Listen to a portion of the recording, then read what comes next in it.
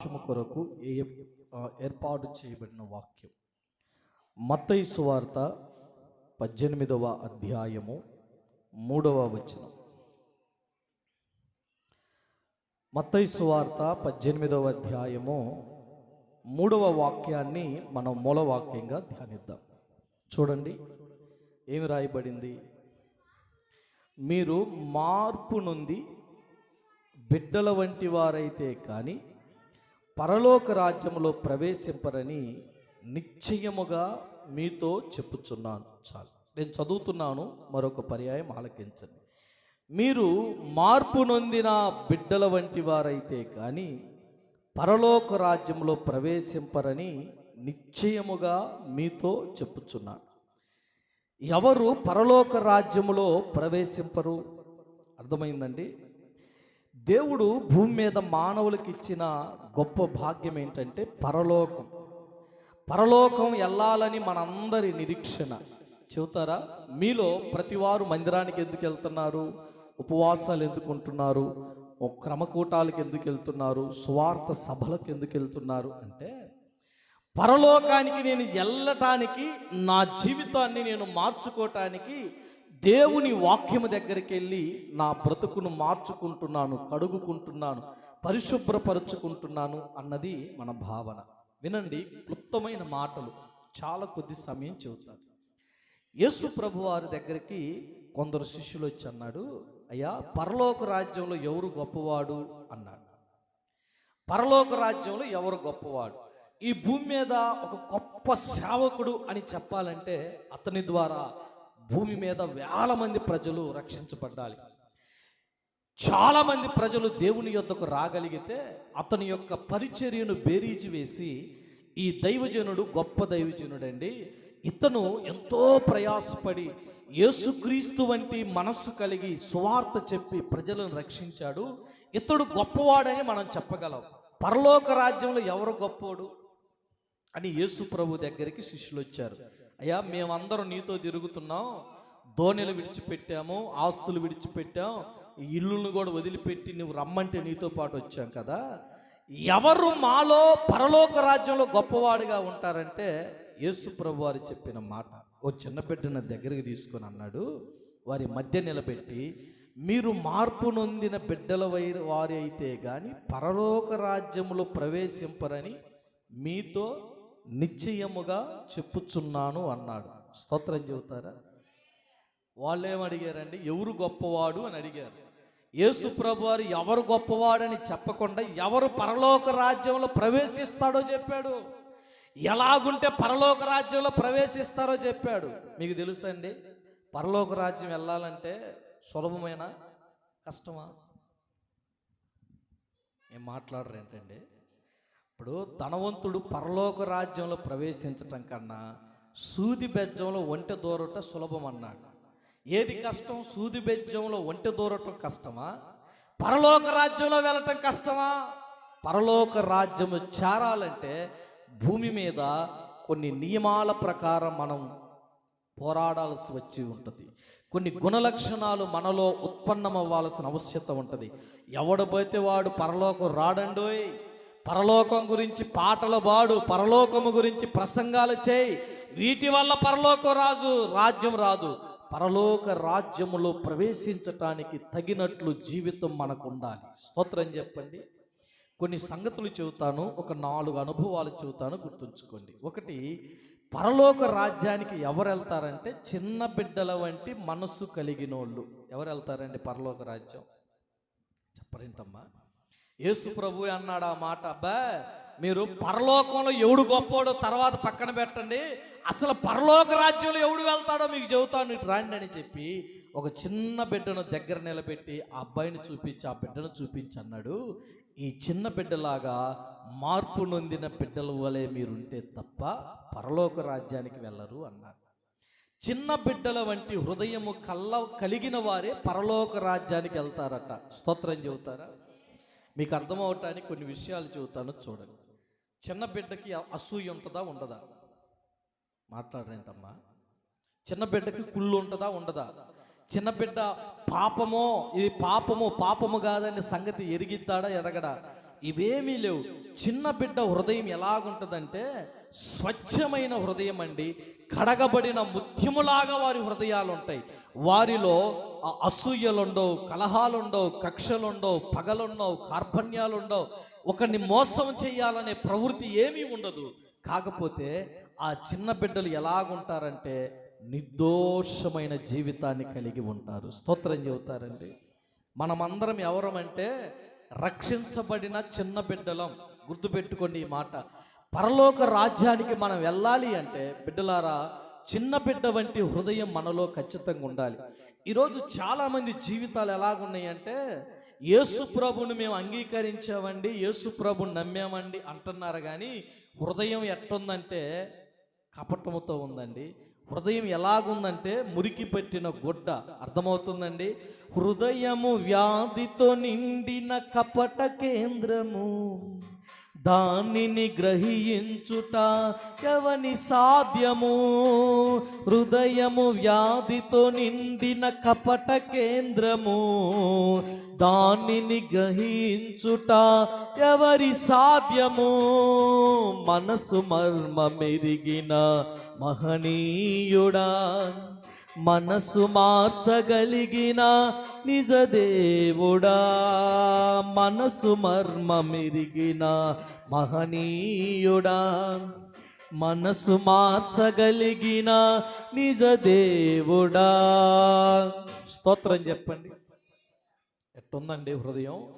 ఎవరు పరలోక రాజ్యమునకు వెళ్తారంటే చిన్న బిడ్డల వంటి హృదయం కలిగి ఉండాలి. బిడ్డలారా, మొదటి మాట, ఎవరు పరలోక రాజ్యానికి వెళ్తారంటే గుర్తుంచుకోండి, మందిరానికి వెళ్ళు, పాటలు పాడు, ప్రసంగాలు చేయి, ఇవన్నీ చేసిన హృదయ అంతరంగములో చిన్న బిడ్డ వంటి హృదయం మనకు కానీ లేకపోతే మనం పరలోక రాజ్యానికి వెళ్ళాం. పేతురు తన పత్రిక రాస్తూ ఓ చక్కటి మాట చెప్పాడు.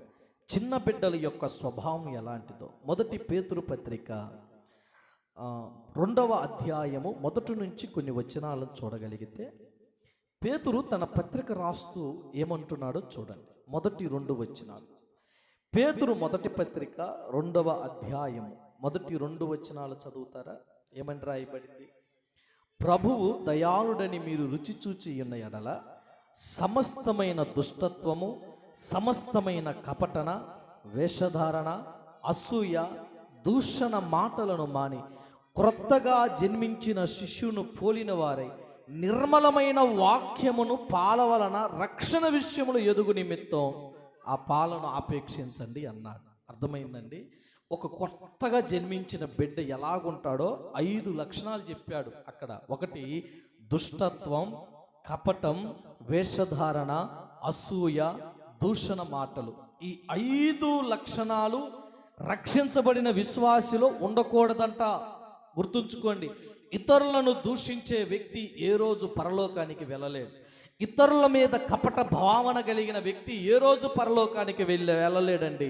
వేషధారణ కలిగిన వాడు, అసూయ కలిగిన వాడు, దూషణకరమైన మాటలు మాట్లాడేవాడు హృదయం చిన్న బిడ్డ వంటి హృదయము కాదు, వారు పరలోక రాజ్యానికి వెళ్ళలేరట. మీకు తెలుసా? రక్షించబడ్డ వ్యక్తులమైన మనం చిన్న బిడ్డలం. చెప్పండి, ఎవరు అండి? చిన్న బిడ్డలం. చిన్న బిడ్డలకి బిర్యానీ పెడతారా, పాలు పెడతారా? పెట్టొచ్చుగా. బిర్యానీ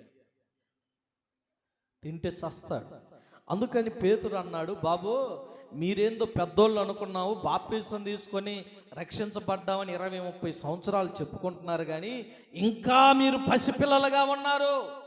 ఆ రక్షణ విషయంలో ఎదగాలంట. మనం రక్షించబడిన నీవు ఆ అనుభవంలో ఎదగటానికి వాక్యమును పాలలాగా స్వీకరించాలట. వాక్యం ఏమిటంటే మన జీవితాలకు పాలు. ఏంటి అండి అవి? పాలు. కాబట్టి చిన్న బిడ్డల వంటి హృదయం మనలో లేకపోతే, ఆ చిన్న బిడ్డల వంటి స్వభావం మనకు లేకపోతే బిడ్డలారా, పరలోక రాజ్యము మనము చేరలేం. ఇది మొదటి మాట. ఎవరు పరలోక రాజ్యానికి చేరతారంటే చిన్న బిడ్డల హృదయం కలిగి ఉండాలి. ఎవరు పరలోక రాజ్యము చేరరంటే చిన్న బిడ్డల వంటి మనస్సు, ఆ స్థితి ఎవరికైతే ఉండదో వాడు వెళ్ళడు. పరలోక రాజ్యం అంటే మీరు అనుకుంటున్నారు ఇక్కడ బస్సు ఎక్కి చిలకలూరుపేటలో దిగటం అనుకుంటున్నారు మీరు. ఏమండి అవునా? ఇక్కడ బస్సు ఎక్కితే చిలకలూరుపేటలో ల్యాండ్ అయితే చాలు మేము పరలోక రాజ్యం పోయామనుకుంటున్నారు. అలాగుండదమ్మా. రేపు పరలోక రాజ్యానికి వెళ్ళటానికి భూమి మీద దేవుడు చెప్పిన వాటన్నిటిని మనము చేయగలిగిన దినాన పరలోక రాజ్యం వెళ్ళటానికి హక్కుదారులుగా మార్చబడతాం. మరొక అనుభవాన్ని చెబుతాను చూడండి. మత్తయి సువార్త 7వ అధ్యాయము 21వ వాక్యములో ఎవరు పరలోక రాజ్యానికి చేరరు అని యేసు ప్రభు చెబుతున్నాడు. నిశ్చయముగా చేరరు అన్నాడు ఆయన. 7వ అధ్యాయం 21వ వాక్యం చదవండి ఒక మాట. ప్రభువా ప్రభువా ప్రభువా అని నన్ను పిలుచు ప్రతివాడు పరలోక రాజ్యములో ప్రవేశింపుడు గాని పరలోకమునందున్న నా తండ్రి చిత్త ప్రకారము చేయువాడే ప్రవేశించును. ఈ మాట విన్నారండి? ప్రభువా, యేసు ప్రభువా, అయ్యా అయ్యా అని ఆయన అర్థించి ప్రార్థించిన అందరూ వెళ్ళరంట. ఎవరు వెళ్తారంట? ఆయన చిత్తం చేసిన వారు. స్తోత్రం చెబుతారండి. దేవుని చిత్తం ఏంటి? దేవుని చిత్తం ఏంటంటే వాక్యములో చెప్పబడిన దేవుని మనస్సును సూచా తప్పకుండా అమలు పరిచిన వ్యక్తులు దేవుని చిత్తాన్ని చేస్తున్నారని అర్థం. ఇది గుర్తుంచుకోవాలి. భూమి మీద మనుష్యుడు ఎప్పుడు కూడా స్వచిత్తాన్ని చేయటానికి సిద్ధపడతాడు. అంటే దేవుడు చెప్పినా చెప్పకపోయినా దేవుడే చెప్పాడు అన్నట్లుగా భావిస్తాడు. ఆ మధ్య చాలా రోజుల క్రితం నా దగ్గరకు ఒక సేవకుడు వచ్చాడు. అయ్యా వందనాలు తమ్ముడా, బాగున్నావా అన్నాడు. అన్నా వందనాలు, కూర్చోండి అన్నా అన్నాను. కూర్చొని వాటర్ తాగిన తర్వాత అన్నాడు, రాత్రి దేవుడు నాతో మాట్లాడాడు తమ్ముడు అన్నాడు. ఏం మాట్లాడాడన్నా, ఏం చెప్పాడన్నా అన్నా. నేను నా కుమారుని ఆశీర్వదించాను, నా కుమారు దగ్గరికి వెళ్ళు, ఆయన నీకు ధారాళమైన సహాయం చేయబోతున్నాడు అని దేవుడు నాకు చెప్పాడన్నా అన్నాడు. ఏమండి, ఎవరికి చెప్పాడు? మాట్లాడరండి మీరు. ఎవరికి చెప్పారు? దర్శనంలో ఎవరికి కనపడ్డాడు? సరే, పాస్టర్ గారికి కనపడ్డాడుగా. గుర్తుంచుకోండి, ఎప్పుడైనా సరే దేవుడు తన ఉద్దేశాన్ని ఒక వ్యక్తికి బయలుపరచాలన్నప్పుడు నీకు చెప్పిన దేవుడు ఖచ్చితంగా తనకు చెబుతాడు. మరియమ్మను వివాహము చేసుకోమని యేషోబుకు చెప్పాడు దేవదూత స్వప్నంలో. చెప్పాడా లేదండి? యేషోబుకు దేవుడు ఆ చిత్తాన్ని బయలుపరిచాడు. మరియా నువ్వు గర్భవతి అవుతావని చెప్పి దైవ చిత్తం మరియకు బయలుపరిచినాడు. ఈ ఇద్దరు దాంపత్యములో ఉన్న ఆ యవనస్తులకు దేవుని చిత్తం సపరేట్గా బయలుపరచడం జరిగింది. ఎవరికి దేవుడు మాట్లాడాలో వాడితో ఖచ్చితంగా మాట్లాడతాడు. దొంగ ప్రవచనాలు, దొంగ దర్శనాలు, దేవుడు చెప్పకుండానే చెప్పారనే అబద్ధ మాటలు, వీళ్ళందరూ బయలుదేరే కాలం ఎక్కువైపోయిందండి. నేనన్నాను, అరే దేవుడు నాతో ఉదయం మాట్లాడాడన్నా అని చెప్పా.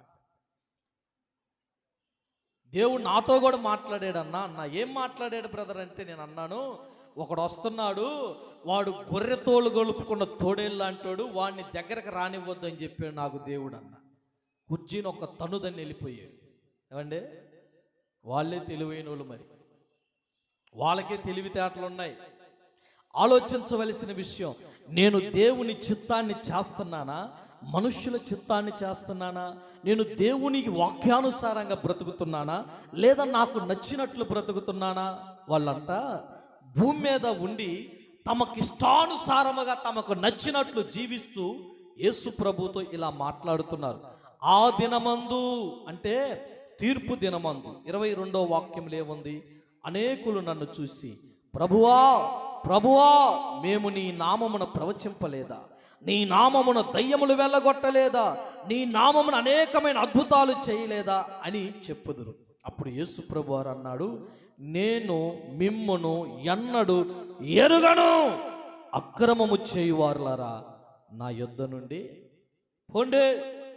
అదేందయ్యా, నేను నీ నామంలో వాక్యం చెప్పాను, నీ నామంలో ప్రవచించాను, నేను ప్రార్థన చేస్తే దయ్యాలు పోయినాయి, నేను మాట్లాడితే అద్భుతాలు జరిగినాయి. ఊరే నువ్వు దయ్యాలు ఎల్లగొట్టు, అద్భుతాలు చేయి, ప్రవచనాలు చెప్పు, ఇవన్నీ కాదు. దేవుని చిత్తం చేస్తున్నావా లేదా? ఇది కాదు దేవుని చిత్తం. దేవుని చిత్తం ఏంటంటే నన్ను యేసుక్రీస్తులాగా మారి ఆయన ఎదుట నిలబడే రోజు ఒకటి వస్తుంది. యేసు ప్రభు దైవ చిత్తం ఏంటిదండి? ఒక పాపి రక్షణ పొందటం దేవుని చిత్తం. ప్రతి మానవుడు రక్షించబడటం దేవుని చిత్తం. లోక మాలిన్యత అంటకుండా మనము బ్రతకటం దేవుని చిత్తం. దేవునికి స్తోత్రం చెబుతారండి. నిన్ను యేసు ప్రభువులాగా మార్చగలిగేది నేను కాదు. నిన్ను యేసు ప్రభువులాగా మార్చేది ఒక మిషన్ కాదు. దేవుడు నిన్ను యేసు ప్రభువులాగా ఒక మినిస్ట్రీ మార్చదు. నిన్ను యేసు ప్రభువులాగా మార్చగలిగే క్యాపబిలిటీ పరిశుద్ధాత్మ దేవుడికే ఉంది. రెండు చేతులెత్తి స్తోత్రం చెబుతారండి. నన్ను యేసు వలె మార్చుటకు పంపబడిన వాడ ఇప్పుడే దిగిరమ్మయ్యా. నన్ను యేసు వలె మార్చుటకు పంపబడిన వాడ ఇప్పుడే దిగిరమ్మయ్యా. నాలో నీవు నీలో నేను, నాలో నీవు నీలో నేను కలసి ఉండాలయ్యా. మనము కలసి ఉండాలయ్యా, కలసి ఉండాలయ్యా. మనము కలసి ఉండాలయ్యా. పరిశుద్ధ ఆత్ముడా యేసు పంపిన వాడవు నీవేగా. పరిశుద్ధ ఆత్ముడా సత్యం నాకు తెలియాలని, సత్యంలోనే నిలవాలని నా ఆశయ్యా. సత్యం నాకు తెలియాలని, సత్యంలోనే నిలవాలని నా ఆశయ్యా. సర్వ సత్యములోకి నడుపుటకు పంపబడిన వాడ ఇప్పుడే దిగిరమ్మయ్యా. సర్వ సత్యములోకి నడుపుటకు పంపబడిన వాడ ఇప్పుడే దిగిరమ్మయ్యా. నాలో నీవు నీలో నేను, నాలో నీవు నీలో నేను కలిసి ఉండాలయ్యా. మనము కలసి ఉండాలయ్యా, కలసి ఉండాలయ్యా. మనము కలసి ఉండాలయ్యా. రెండు చేతులెత్తి స్తోత్రం చెప్పండి. విన్నారండి? దేవుని చిత్తం చేసేవాడే పరలోకం వెళ్తాడు. సొంత చిత్తం చేసేవాడు వెళ్ళడు. నీ నామమున దయ్యాలు వెళ్ళగొట్టాం, ప్రవచనాలు చెప్పాం, అద్భుతాలు చేశామంటే యేసు ప్రభు అన్నాడు, ఎవరండి మీరు? సార్ ఎవరు సార్ మీరు? ఎవరు నువ్వు? మీరెవరో నాకు తెలియదు అన్నాడు. అంటే యేసు ప్రభు ఎవరో తెలియకుండా ఇవన్నీ చేశారు వాళ్ళు. అవి సాతాను ద్వారా చేయబడినవి.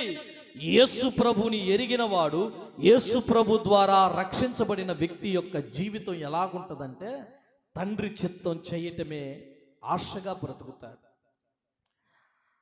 మత్తయి సువార్త 26వ అధ్యాయం 42వ వాక్యంలో యేసుక్రీస్తు వారు సిలువకు అప్పగించబడిన ముందు గెస్తమనే తోటలో ఆయన ప్రార్థన చేస్తూ ఉన్నాడు. ఎంతో వేదనతో, కంటి నిండా దుఃఖముతో, గుండె నిండా భారముతో ప్రార్థన చేస్తూ ఇలాగన్నాడు ఆయన. చదువుతారా? 42వ వచనములో 26వ అధ్యాయం 42వ వాక్యములో యేసు ప్రభు చేసిన ప్రార్థన ఏమైనా ఉంది అక్కడ?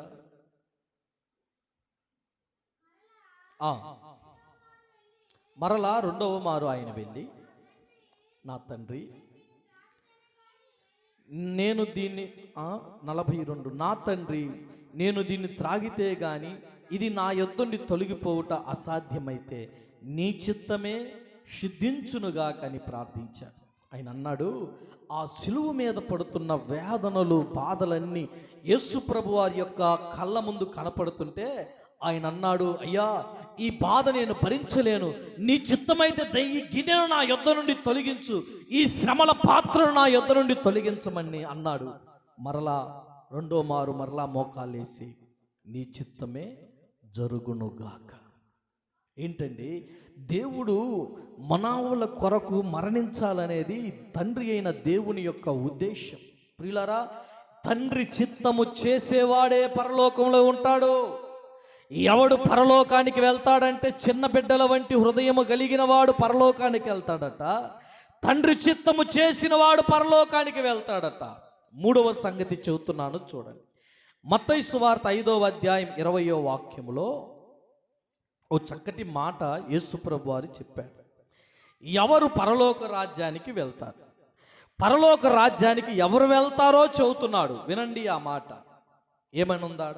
మత్తయి సువార్త 5వ అధ్యాయం, శాస్త్రుల నీతి కంటెను పరిసర్యుల నీతి కంటెను మీ నీతి అధికము కాని ఎడల మీరు పరలోక రాజ్యంలో ప్రవేశింపరని మీతో చెప్పుచున్నాను. అర్థమైందండి? నీతి కలిగినోడే. ఆనాటి బోధకులు వారే, ఆనాటి కాలానికి బోధకులు వాళ్ళే. శాస్త్రులు పరిసర్యులు వీరు రెండు తెగలగలిగిన వారు. ప్రజల మీద అజమాయిషి చేస్తూ ఉంటారు. మీకు తెలుసండి, శాస్త్రుల పరిసర్యుల నీతి ఏమిటంటే వాళ్ళు చేసే ధర్మ కార్యాలు, వారు చేసే భక్తి కార్యాల మీద ఆధారపడతాయి. ఉదాహరణకు మీకు చెబుతున్నాను వినండి. వారమునకు 2 మార్లు ఉపవాసం ఉంటారు. ఎన్నిసార్లు అండి? తరువాత వారు పుదీనా, కొత్తిమీర, సోపులో కూడా దశమ భాగం ఇస్తారు. చాలా ప్రత్యేకంగా ఉంటారు వాళ్ళు. వాళ్ళు ఏమంటారో చెప్పనా? ఉపవాస ప్రార్థనలు చేస్తున్నామేమో అని ప్రజలకు బహిర్గతం చేస్తారు. వాళ్ళు వస్తుంటే వాళ్ళు ఎక్కడ ప్రార్థన చేస్తారంటే వీధులలో నిలబడి ప్రజలందరి మూత ఘనముగా వినాలని, జనం వినేటట్లు, జనం చూసేటట్లు, జనానికి కనపడేటట్లే వీళ్ళ భక్తి ఉంటుంది. యేసు ప్రభు వారు అన్నాడు, ఒరే మీరు సున్నం కొట్టిన సమాధులు అన్నాడు. ఒకసారి అయ్యో అని ఏడ్చాడు. యేసు ప్రభు చెప్పాడు, మీరు పరలోక రాజ్యం వెళ్ళాలనుకుంటే శాస్త్రుల నీతి పరిసర్యుల నీతి కాదు, దానిని మించిన నీతి ఒకటి ఉంది. అదేమిటంటే దైవ నీతి. దేవునికి స్తోత్రం చెప్పండి. ఏమండి? నీతి అంటే అర్థం తెలుసా మీకు? నీచమైన దాన్ని తిరస్కరించటమే నీతి, చెడ్డదాన్ని అసహించుకోవటమే నీతి. మీకు అర్థం అవటానికి చెబుతానండి. నువ్వు యేసు ప్రభు నమ్మారు సార్, మీరు యేసు ప్రభు బిడ్డలు. యేసు ప్రభు మందు తాగుతాడా? ఆయనకు అసహ్యమే కదండి, అసహ్యమే కాదా? యేసు ప్రభు వేషధారులను ప్రేమిస్తాడా? వేషధారులు ఆయన ముందు వచ్చి నిలబడి ఏం బోధకుడా, ఏం బోధకుడా అంటున్నారు యేసు ప్రభుని. యేసు ప్రభు వారు అన్నాడు, అబ్బాయి మీరు సున్నం కొట్టిన సమాధులు పైకి బాగానే ఉంటారు కానీ లోపలంతా కుళ్ళురా అన్నాడు. వేషధారణ భక్తి కలిగిన వాళ్ళు. యేసు ప్రభుకి అది నచ్చిందండి? అసూయ నచ్చిద్దా? ఏది నీచమో దాన్ని తిరస్కరించాలి. శాస్త్రుల నీతి ఏంటంటే వాళ్ళ ధర్మ కార్యాలు, వారి భక్తి కార్యాలు, వారు చేస్తున్న అర్చన ఆచారములు, పితృపారంపర్యమైన ఆచారాల ద్వారా. మీకు ఒక మాట చెబుతా. యేసు ప్రభు వారు ఉపవాసం ఎలా చేయమన్నాడు? ఏమ్మా వజ్రమ్మ గారు ఎలా చేయమన్నాడు?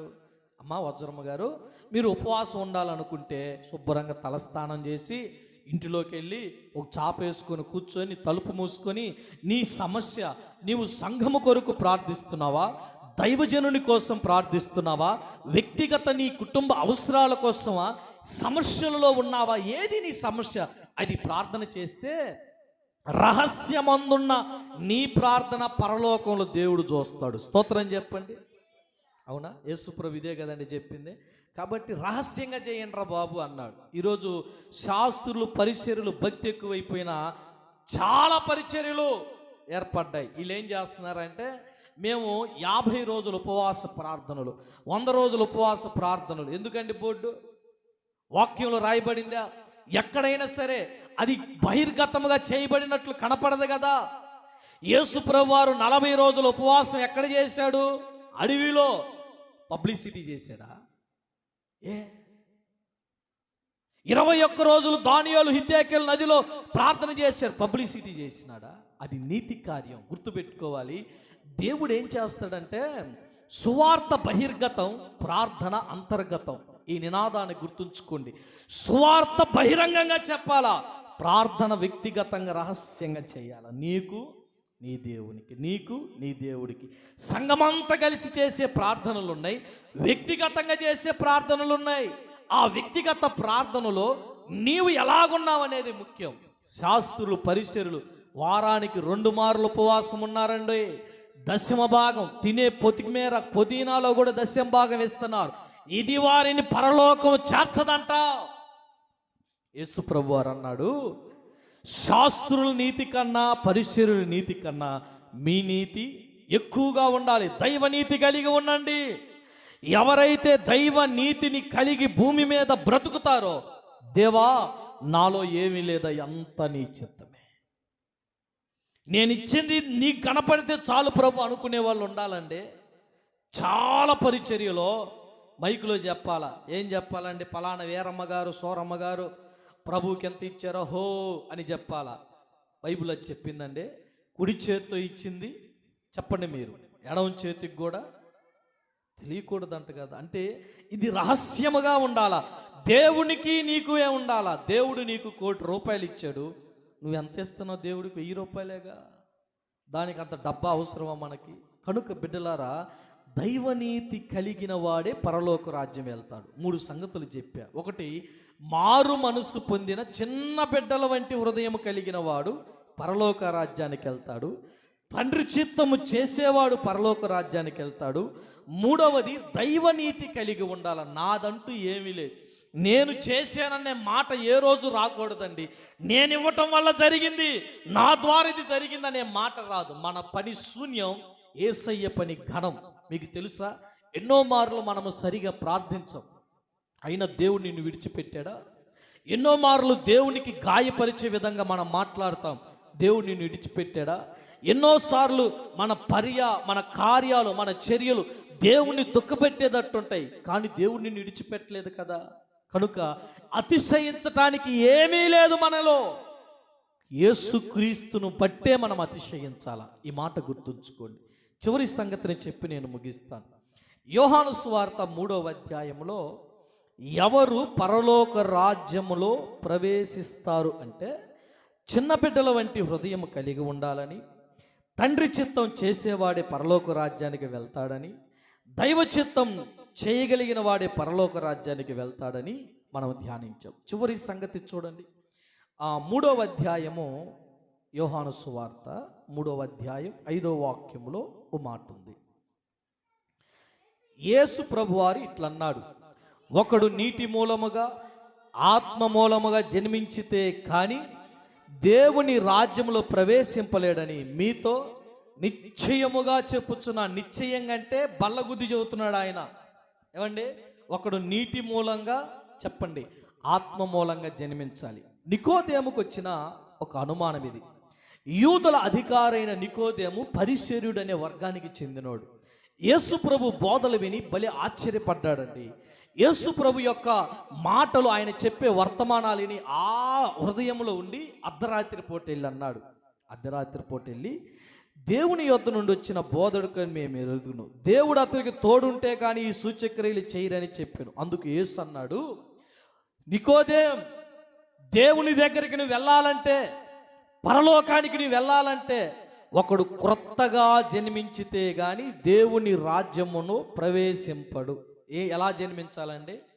మాట్లాడరండి మీరందరూ. రక్షణ పొందిన వాళ్ళు ఇవన్నీ తెలుసుకోవాలి.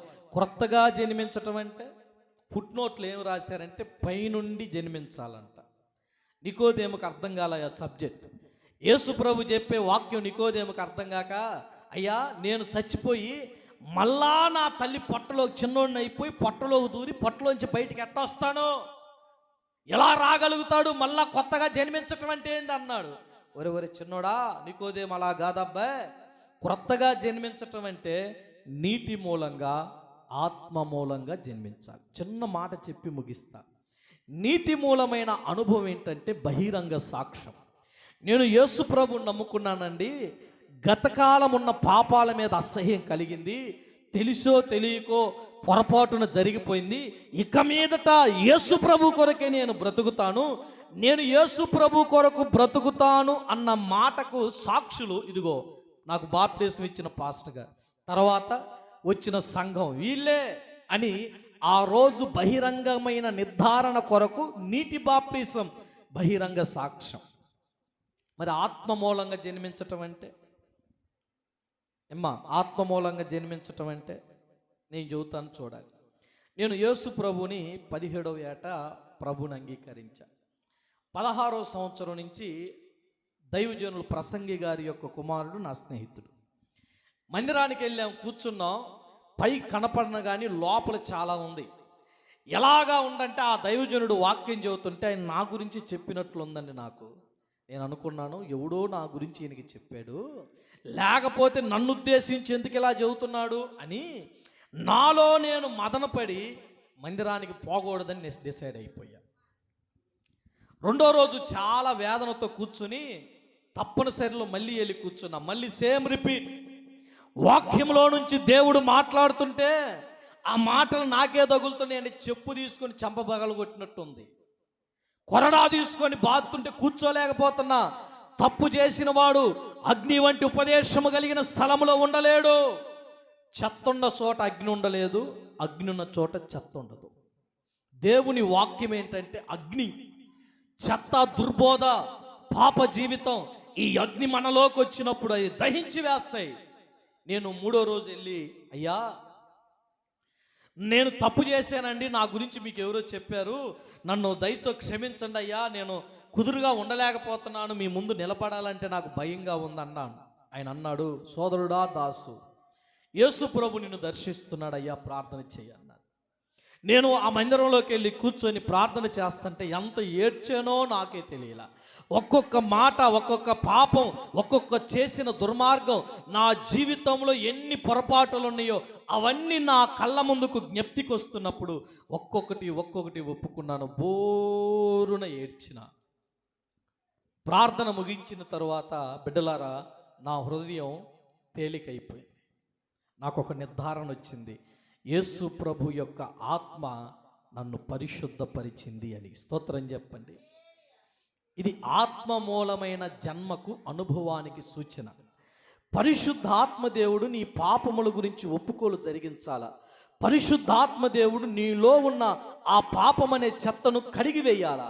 దేవుని ఆత్మ దర్శించకుండా, పాపాలు ఒప్పుకోకుండా నీటిలో బాప్తిసం వరకే నువ్వు పరిమితమైతే నువ్వు పరలోక రాజ్యానికి వెళ్ళవు. నీటి మూలంగా చెప్పండి. రెండవది ఎలాగా? ఆత్మ మూలంగా. నీటి మూలంగా, ఆత్మ మూలంగా. నికోదేం, క్రొత్త జన్మ అంటే ఇది కాదు. పైనుండి పరిశుద్ధాత్మదేవుడు నీ మీదకి వచ్చినప్పుడు, నిన్ను ఆ పరిశుద్ధాత్మదేవుడు సంధించినప్పుడు, నీలో ఉన్న పాపమంతా కాల్చివేయబడినప్పుడు నీవు దుఃఖపడుతూ నీ దుఃఖముఖముతో పాపాలన్నీ యేసు ప్రభు యొక్క పాదాల దగ్గర ఒప్పుకున్న తరువాత నీవు పొందేది ఆత్మమూలమైన అనుభవముతో కూడిన బాప్టిజం. దేవుడు ముద్రేస్తాడండి. ఆత్మ అనే సంచకరువును మనం పొందుతాం. తెలుసండి, శీలేస్తాడు దేవుడు. అసలు దేవుడు ముద్ర మీలో ఉందో లేదో పరిశీలన చేసుకోండి.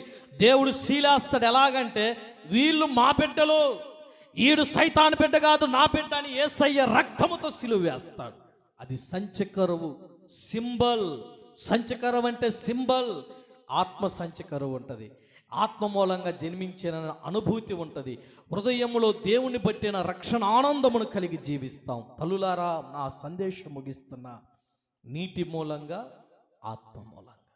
ఇవి లేకపోతే మనం పరలోక రాజ్యానికి వెళ్ళం. ఎవడు ఎన్ని చెప్పినా, ఎన్ని బోధలు చేసినా, ఎన్ని ప్రాంతాలకు మీరు పరిగెత్తినా, నీలో పాపము అనేది కడగబడినందన్న నిర్ధారణ లేకపోతే పరలోక రాజ్యానికి మీరు వెళ్ళరు. యేసు ప్రభువుతో ఉన్న 12 మంది శిష్యుల్లో యోధ చచ్చిపోయాడు, గుర్తుపెట్టుకోండి. వాడు పరలోక రాజ్య భాగ్యాన్ని పోగొట్టుకున్నాడనే సంగతి మర్చిపోదు. ఎందుకంటే అతడు పాపాలు ఒప్పుకునే పరిస్థితి లేదు. పాపాలు ఒప్పుకోవలసిన వాడు ఒప్పుకోలేకపోయాడు. తన్ను తానే చంపుకున్నాడు, మర్డర్ చేసుకున్నాడండి. Suicide attempt. యూదా సూసైడ్ చేసుకున్నాడు, చచ్చిపోయాడు ఆయన. ఈ ఉదయకాలం దేవుని బిడ్డల వలె మనం ఉండాలి. తండ్రి చిత్తము చేయటం నేర్చుకోవాలి. దైవనీతి కలిగి బ్రతకాలి. 4వది,